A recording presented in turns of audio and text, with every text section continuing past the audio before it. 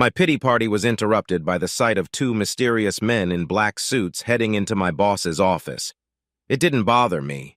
I didn't have time to do anything anyway. I couldn't take my mind off my own misery. I think my suffering started when I was a child. My mother constantly humiliated my father. Couldn't do this, couldn't do that, couldn't do anything. In fact, he could only do one thing: disappear. Day after day, I heard how horribly he was leaving us. Woe betide me if I ever tried to disagree with her. 90% of what I said to my mother was, "Yes, Mom." Wimp, nerd, mama's boy, weakling, etc. These were the insults I was subjected to in school. I was not a member of any sports team, no club, not even a chess club. I was bullied relentlessly. I never fought back.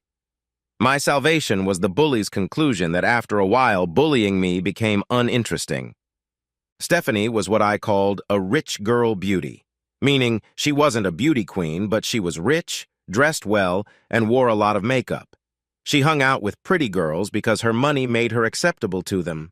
She seemed to be attracted to bad boys and had a reputation for being wild. A girl like that could only be attracted to me if there was something in it for her. In Stephanie's case, it was social studies classes. She never understood why she would want to know what dead people accomplished, much less when. I was blown away when she asked me to tutor her. She won me over with the smell of her perfume. The tutoring turned into doing all of her homework, which I was willing to do just to be able to spend time with her. I never dreamed she would date me, so I never asked. Her senior year of high school, her boyfriend's appendix burst just before graduation. I had the biggest thrill of my life when at lunch, she asked me if I would take her to prom with me. After 5 minutes of hesitation, I replied that I would. It cost me a few $100s and about 3 gallons of excitement-induced sweat, but I had a prom date. Rather, Stephanie had a backup for prom. When we were introduced, there were laughs and giggles. I didn't really care. We sat at a table with her friends. I got the first dance with her. It was the only dance I danced until the very end. She came up and asked me for the last dance. Stephanie apologized, explaining that dancing with others was the price of popularity. She pulled me so close to her that I felt her nice-sized breasts on my chest, and she felt my bulge on hers, down there. After the dance, I drove her home. She thanked me and kissed me on the lips. I don't remember how I got home. I heard that she changed clothes and went to a graduation party later that night. I didn't care. I took Stephanie to the prom. College was, for the most part, a repeat of high school. The insults still poured in from my peers. As for Stephanie, I was once again the tutor and her last-minute date with no one to accompany her. One quick kiss on the lips was all I got. I never went out with anyone else. Asking a girl out on a date was too scary. She'd probably say no anyway. Get married and have kids? That wasn't part of my plan. I just planned to work with computers. It would give me a good job and I wouldn't have to socialize much. Late one night, a visibly drunk Stephanie called late one night. "I have a proposition for you. How would you feel about marrying me?" I thought my head was going to explode. "What?" Stephanie explained that she was knocked up. She didn't know who the father of the baby was. None of the potential fathers were interested in her, and she wasn't interested in them. She was faced with the choice. Not if you were the last man on Earth. Apparently, I was the penultimate man on Earth. She said she liked me, and that I would be a good father and provide a stable home. The idea that I was malleable and easily manipulated didn't cross my mind, but looking back, I'm sure it was on her mind. I was afraid to tell my mother and, as it turned out, justifiably so.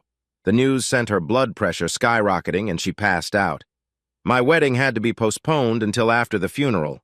Suddenly I had a wife, a house, and a nice life insurance inheritance.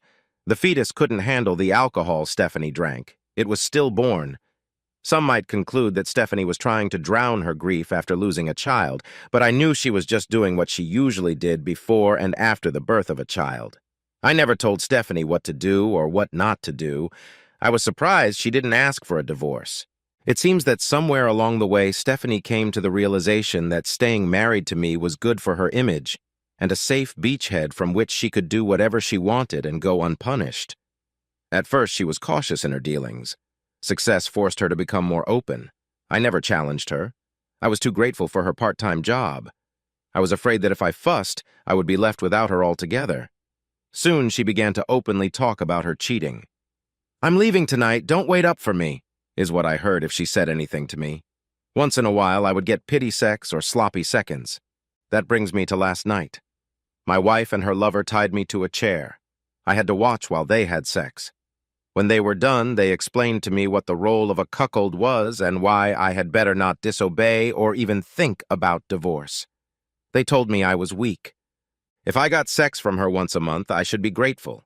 From now on, I would be a slave to her and her lover. As usual, there was no fight in me. In the past, I had conceded to my wife whatever she wanted, so why should I stop now? What more could I do? My musings were interrupted by the appearance of my boss in the doorway. With him were the two men I had seen earlier. "Bruce, these men are here to offer you a special training program. I think it would be a good idea for you. You will be paid during the training program." "What kind of training program is this?" One of the men replied. "Vital?" "I don't understand." "Do you like the life you are living now?" I thought for only a second. Why lie? "No." "Then please sign this consent form for the training." I wasn't used to making my own decisions, even in important matters. I asked my boss if I should do it. He said I should, and I signed it. After I signed, another man who was silent notarized the application. I was told to get going. Any questions I had about my job, notifying my wife, gathering clothes, toilets, etc., were answered with, "Don't worry, everything will be taken care of." I was escorted to the proverbial black car. I sat down between two men. One of them got my attention and the other injected something into my arm. "Stay awake, Bruce." When I awoke, I was escorted to a mountain lodge, a luxurious mountain lodge. I was given wonderful coffee and told that I would be briefed when the cobwebs in my brain cleared. A large, tall, very trim man invited me to sit at a round table by the huge fireplace. "Mr. Pennington, I know you have many questions. I'll briefly bring you up to speed, and then you can ask whatever you wish." The people here are members of an organization called WIMPs. It stands for Warriors, Inner, Mental, Physical, Sexual. All of us men and women have been called WIMPs by former spouses and others. We have all learned to become independent people who no longer allow people to go along to get along. You have been selected to go through the training. At the end, you will be a new person, a person you will be able to look at in the mirror and respect. Our training is very intense and lasts 90 days. Questions? 90 days? I'm going to lose my job. No, you won't. Your boss has agreed to keep your job.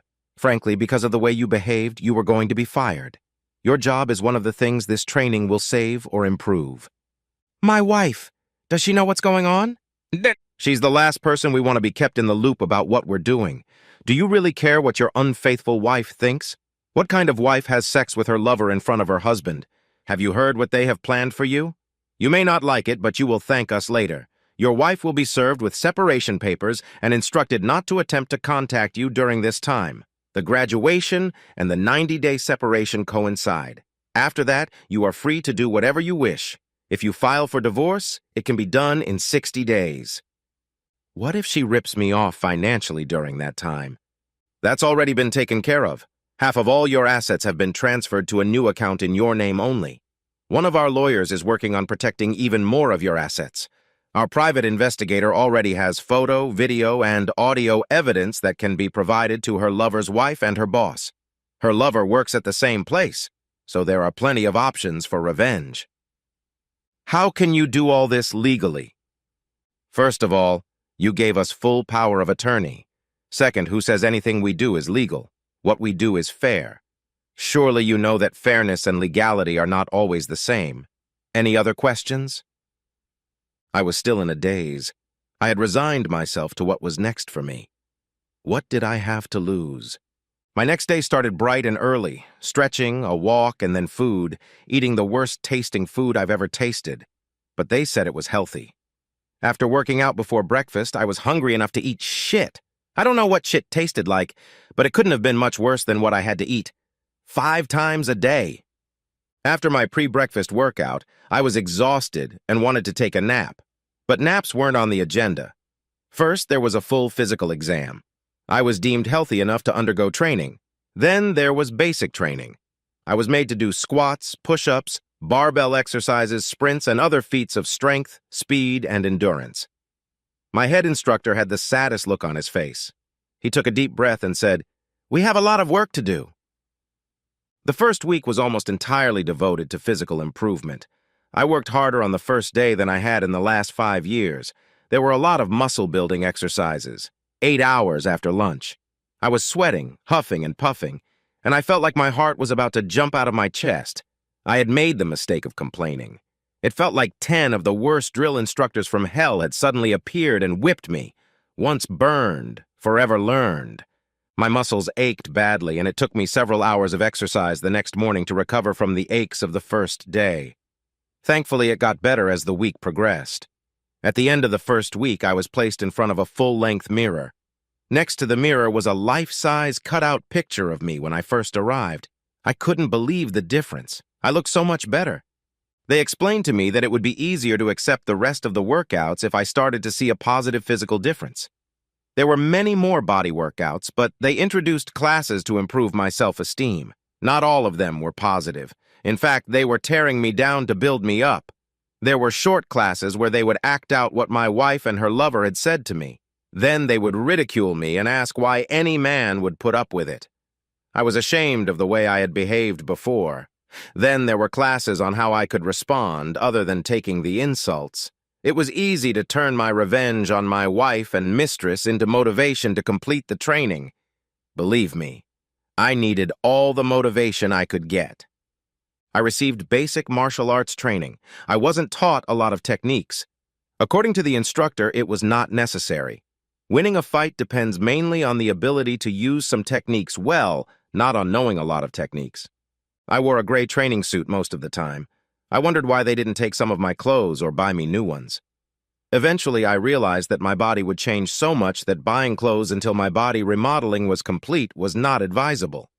Then I also learned that most of my clothes were loser clothes. The dressing for success classes were a wake-up call for me. Toward the end, I got a makeover. I had heard of this for women, but had never heard of it for men.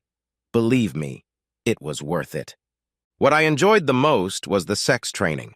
I learned how to control myself without the little blue pills. Foreplay, erogenous zones, positions were practiced on some of the most beautiful women I have ever seen. This training exhausted me like so many others, but I didn't even think to complain. At the end of the day, I looked great and felt great. I was ready to kick ass and take charge. They drove me back to my house. Her lover's car was parked in the lot, so I cautiously entered the house. I quickly made sure they were busy in the upstairs bedroom. I silently made my way upstairs.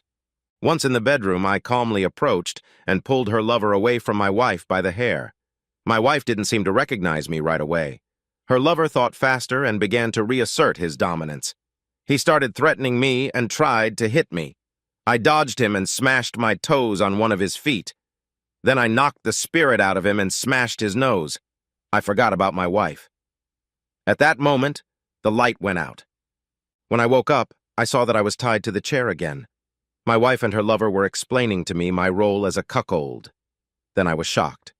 There was no indication that I had touched her lover. I looked all over my body as best I could. My old, weak, ugly body was back. And then I realized the WIMPs training had never happened. It was a dream. I was back to my role as a cuckold. It felt like my mind and my heart were falling into an endless well. Nothing like it had ever fallen so fast and so hard. I almost burst into tears. Then I remembered the words of one of the instructors from my dream. When someone knocks you down, bounce back harder. I may have lost what I had accomplished physically in my dream, but I realized that the mental toughness training in my dream was coming from within me. I knew what I should be doing all along. That tough person who had gone through the training was still inside. I looked around for options. My wife and her lover decided to go to the guest bedroom since the bed in the master bedroom was too wet from their fluids. I had to wait and not cause any problems. As soon as they left, a plan matured in my head. I managed to rock back and forth until the chair fell forward and I was on my knees with the chair on its back. On my knees, I crawled over to the nightstand. I noticed that my wife had left her cell phone behind. I rocked the nightstand and the phone fell to the floor. It hurt terribly, but I was able to maneuver enough to pick up the phone with my left hand. After taking much longer than usual, I was finally able to dial 911. Fortunately, I knew the access code to my wife's phone. She often forgot it and relied on me to remind her. I told the dispatcher that I was being held hostage by my wife and her lover. "They're going to kill me." And I lied. I burned my knees on the way to the door. My wife begged me to fix the door for a long time. I was glad I ignored her. The door wouldn't close all the way. All I had to do to open it was push it, and it would swing back part way open. I pushed the door open with my head and quickly dropped to my knees. My knees were bleeding now, but I didn't care. Bending down, I was able to use the back of a chair to open the door wide enough to get out. I stopped. From the sounds my wife and her lover were making, they couldn't hear my efforts. I sprinted down the hallway between the rooms. Between the rooms was a landing at the top of the stairs. I managed to swing around and get the chair back into the correct position. Then, using all the strength I had in my legs, I stood up. The ropes were burning and bleeding my legs, but they were enough to get me 3/4 of the way up. I waddled to the top of the stairs, standing with my back against the top step. Then I began to wait. I laughed inwardly, thinking how glad I was that my wife's lover had finished early. He lasted longer than usual the second time. If only he could hold out long enough until I heard what I was waiting for. "Police, open up!" Soon I heard the rumble of the door opening. That was my cue. I shouted, "Don't push me!" With all the force I was capable of, I pushed off and flew down the stairs, first onto the chair and then on top of my bound body. The chair fell apart from the impact, as did several of my bones. My body and the pieces of the chair slid down where I looked up at the police officers. "Help me! They're trying to kill me!" By this time, 2 naked men were standing at the top of the stairs. The policemen pointed their guns at them. They were ordered not to move. My wife began to recount, "It's not what it looks like. He wanted to be tied up. We didn't push him." The police officers ignored her statements. She and her lover were told to get dressed and taken to the police station. I was taken by ambulance to the hospital. They told me that the 3 of us were just playing sexual games. I was supposed to be a willing participant. However, they had no proof that I had consented. My wife told me to ask her. I would corroborate her story. My story was completely different. I had just discovered my wife and her lover for the first time. They tied me up and threatened to kill me if I didn't agree to become a cuckold. I refused.